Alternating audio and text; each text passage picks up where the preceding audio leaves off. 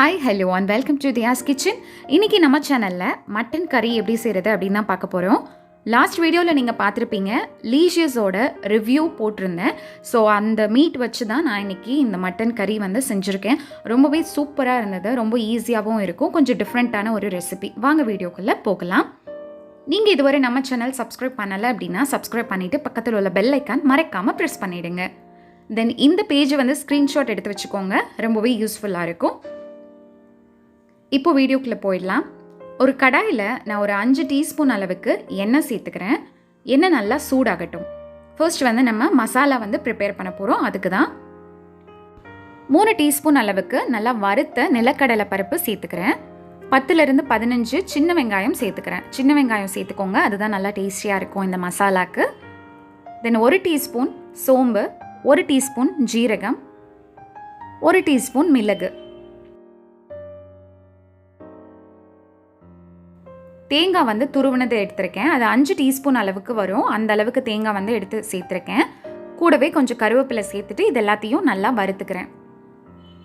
நல்லா இது எல்லாத்தையும் ரோஸ்ட் பண்ணிக்கலாம். நல்லா ஒரு ஃப்ளேவர் கொடுக்கும், நல்ல ஒரு ஸ்மெல் வரும். ஸோ அது வரை நல்லா ரோஸ்ட் பண்ணிக்கலாம்.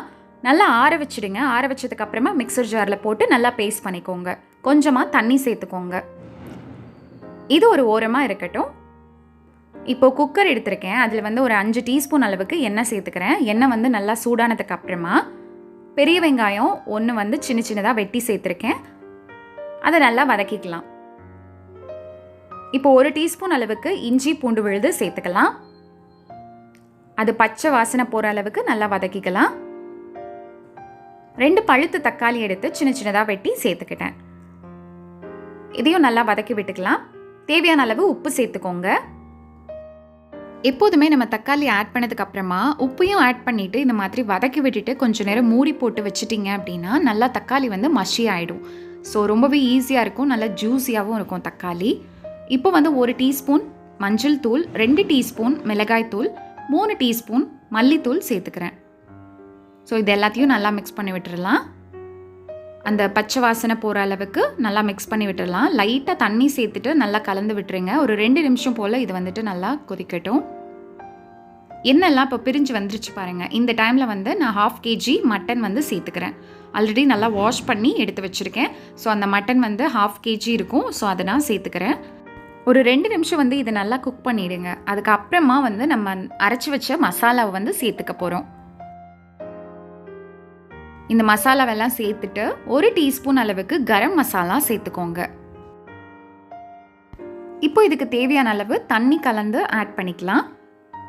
ஆட் பண்ணிவிட்டு எல்லாத்தையும் நல்லா மிக்ஸ் பண்ணி விட்டுருங்க. மசாலாலாம் ஒன்றோட ஒன்று சேர்கிற மாதிரி நல்லா மிக்ஸ் பண்ணிக்கோங்க. தண்ணி வந்து உங்களுக்கு தேவையான அளவு ஆட் பண்ணிக்கோங்க.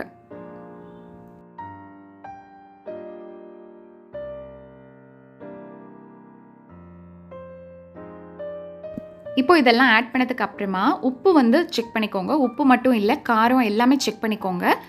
நல்லா கலந்து விட்டுருங்க. எனக்கு உப்பு தேவைப்பட்டது அதனால் ஆட் பண்ணிக்கிட்டேன். கொஞ்சமாக மல்லித்தலை, அப்புறம் கொஞ்சம் புதினா, இது எல்லாத்தையும் சேர்த்துட்டு நல்லா கலந்து விட்டுறலாம்.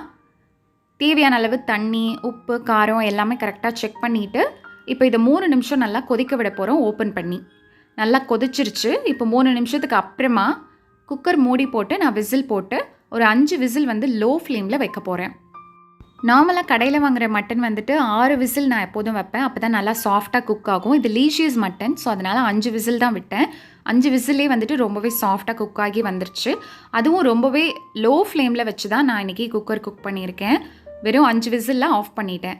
நல்லா ப்ரெஷர்லாம் ரிலீஸ் ஆனதுக்கு அப்புறமா ஓப்பன் பண்ணுறேன். சீரியஸாகவே ரொம்பவே சாஃப்டாக வந்திருக்கு இந்த மட்டன். சூப்பரான மட்டன் கிரேவி ரெடி ஆகிடுச்சு. மட்டன் வாங்கினீங்க அப்படின்னா இந்த மாதிரி ஒரு டைம் வந்து நீங்கள் வீட்டில் கண்டிப்பாக ட்ரை பண்ணி பாருங்கள். ரொம்பவே டேஸ்ட்டாக இருக்கும். ஒயிட் ரைஸ், இட்லி, தோசை, ரோட்டி, பரோட்டா இந்த மாதிரி ரெசிபீஸ்க்கெல்லாம் இது ரொம்பவே சூட்டபுளாக இருக்கும். கண்டிப்பாக ட்ரை பண்ணி பாருங்கள். தென் பிடிச்சிருந்ததுன்னா மற்றவங்களுக்கும் ஷேர் பண்ணுங்கள். லைக் போடுறதுக்கு மறக்காதீங்க. தென் அனதர் ஒரு நல்ல வீடியோவில் உங்களை நான் மீட் பண்ணுறேன். தேங்க்யூ ஃபார் வாட்சிங்.